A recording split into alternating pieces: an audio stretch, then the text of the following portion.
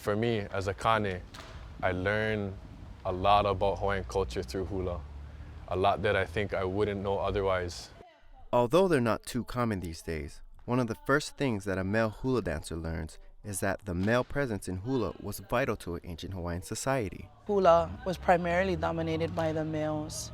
It was a way for the men to stay physically fit and keep the body real agile during makahiki time, especially because then it's a non-warring time. So the training sessions for things like lua would cease, and so hula became real prevalent. Following the arrival of the missionaries, the state of hula, especially male hula, began to disappear. The stereotypes of male hula changes as our own vision of ourselves change. As Kanaka, we start to take on a real Western mindset. And in the Western mindset, that's just not something that the men do. However, in recent years, as mindsets begin to change, hula has become an increasingly popular means for men to stay physically fit and active again.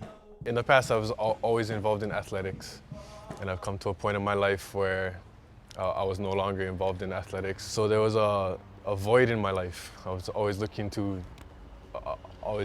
fill that void. So dancing started out as a physical love, and then I got more into the stories, seeing the purposes of that movement, this movement, the chants, the stories that connect you to the past and all this. So now the reason why I dance hula is very cultural based.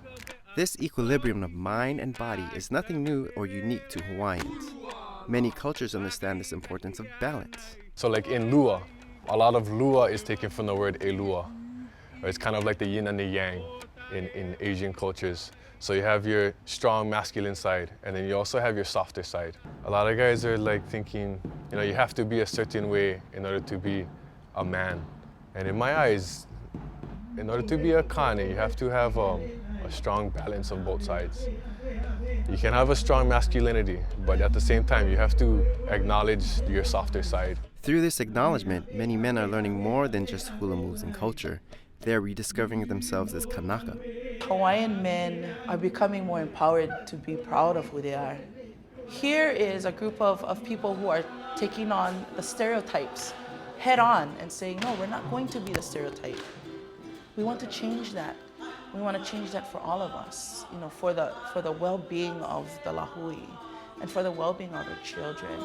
A lot of people, like I mentioned earlier, are afraid to show their grace. But if they let it out, they'll see that they connect themselves to their ancestors. When you see the resurgence of males in hula, to me it's setting the foundation of finding balance as a lahui again. In all things, not just in hula, but in all things.